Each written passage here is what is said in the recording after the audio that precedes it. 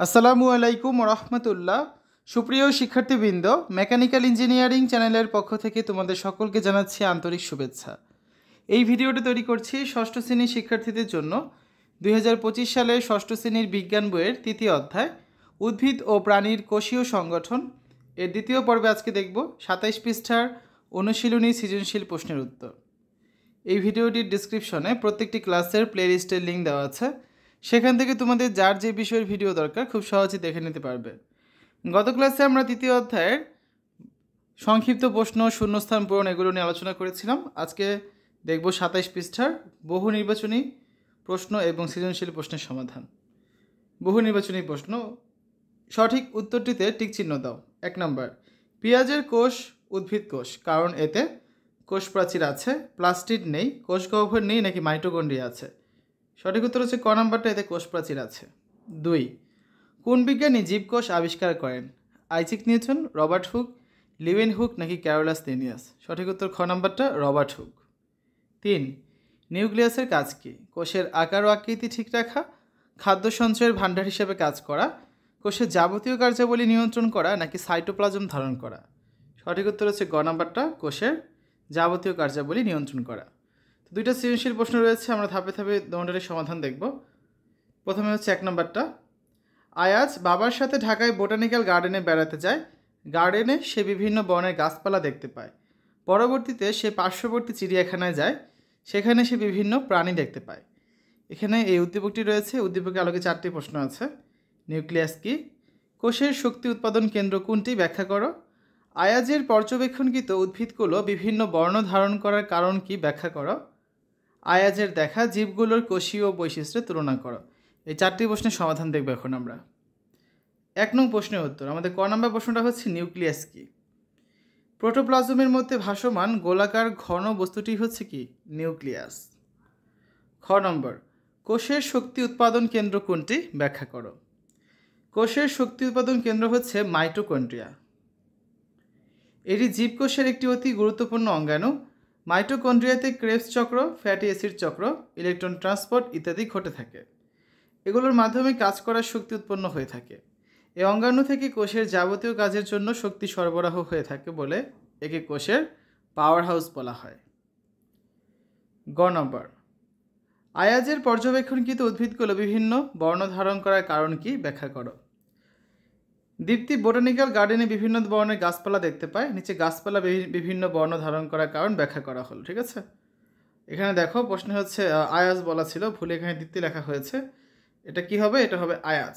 ঠিক করে দিচ্ছি, এখানে দীপ্তি হবে না, এখানে নামটা হবে কি? আয়াজ। ঠিক আছে। উদ্ভিদের বিভিন্ন বর্ণের জন্য দায়ী প্লাস্টিড। এই অঙ্গাণুটি উদ্ভিদ কোষের এক অনন্য বৈশিষ্ট্য। প্লাস্টিড উদ্ভিদের খাদ্য সংশ্লেষে, বর্ণ গঠনে এবং খাদ্য সঞ্চয়ে মুখ্য ভূমিকা পালন করে। উদ্ভিদ কোষস্থ প্লাস্টিড 3 প্রকার হয়ে থাকে: ক্লোরোপ্লাস্ট, ক্রোমোপ্লাস্ট ও লিউকোপ্লাস্ট। এদের মধ্যে ক্লোরোপ্লাস্ট সবুজ অংশে থাকে এবং সবুজ বর্ণে ক্লোরোফিল নামক রঞ্জক পদার্থ ধারণ করে। সালোক সংশ্লেষণে সহায়তা করা এর প্রধান কাজ। ক্রোমোপ্লাস্টের জন্য গাছের সবুজ বাদে অন্য সকল বর্ণ সৃষ্টি হয়। সুতরাং গার্ডেনে বিভিন্ন বর্ণের গাছপালা সৃষ্টি হয়েছে ওইসব উদ্ভিদের কোষীয় ক্লোরোপ্লাস্ট ও ক্রোমোপ্লাস্ট জাতীয় প্লাস্টিড উপস্থিত থাকার কারণে। ঘ নাম্বার, আয়াজের দেখা জীবগুলোর কোষীয় বৈশিষ্ট্যের তুলনা করো। তো এখানে কি হবে? নামটা হবে হচ্ছে আয়াজ। তাহলে উদ্দীপকে আয়াজ বাবার সাথে বোটানিক্যাল গার্ডেনে বেড়াতে এসে উদ্ভিদ ও প্রাণী উভয় ধরনের জীব পর্যবেক্ষণ করেছে। নিচে আয়াজের দেখা জীবগুলোর কোষীয় বৈশিষ্ট্যের তুলনা উল্লেখ করা হলো।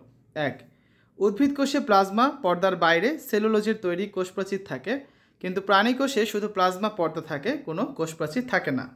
2, পরিণত উদ্ভিদ কোষে বড় গহ্বর থাকে, কিন্তু প্রাণী কোষে গহ্বর থাকে না, থাকলেও সেটা খুবই ছোট আকৃতির হয়। 3, উদ্ভিদ কোষে প্লাস্টিড থাকে, কিন্তু প্রাণী কোষে কোনো প্লাস্টিড থাকে না। 4, সাধারণত উদ্ভিদ কোষে সেন্ট্রোস্ট্রোম থাকে না, কিন্তু প্রাণী কোষে সেন্ট্রোস্ট্রোম থাকে। 5, উদ্ভিদ কোষের কেন্দ্রে বড় কোষ গহ্বর থাকায় নিউক্লিয়াস কোষপ্রাচীরের কাছে অবস্থান করে, কিন্তু প্রাণী কোষে নিউক্লিয়াস কেন্দ্রস্থলে অবস্থান করে। এবার আসো 2 নম্বর প্রশ্ন। এখানে একটা চিত্র দেওয়া আছে। ছোট কোষ গহ্বর, বড় কোষ গহ্বর, ক্লোরোপ্লাস্ট, কোষপ্রাচীর, নিউক্লিয়াস, সেন্ট্রোসোম এই উদ্দীপকের আলোকে এখানে 4টি প্রশ্ন আছে, এগুলো অ্যান্সার তোমাদের করতে হবে। কোষ কি? জনন কোষ বলতে কী বোঝায়? তারকাচিত্রে অবস্থিত প্রয়োজনীয় অঙ্গাণু ব্যবহার করে প্রাণীকোষের একটি চিত্র অঙ্কন করো, চিহ্নিত চিত্র। আর উদ্ভিদে খাদ্য উৎপাদনের ক্ষেত্রে তারকাচিত্রে অবস্থিত কোন অঙ্গাণুটি ভূমিকা পালন করে থাকে ব্যাখ্যা করো। তো আসো এখন আমরা এই 4টি প্রশ্নের উত্তর দেখি। 2 নং প্রশ্নের উত্তর ক নম্বরে ছিল কোষ কি? কোষ হচ্ছে জীবদেহের গঠন এবং কাজের একক। খ নম্বর জনন কোষ বলতে কী বোঝায়?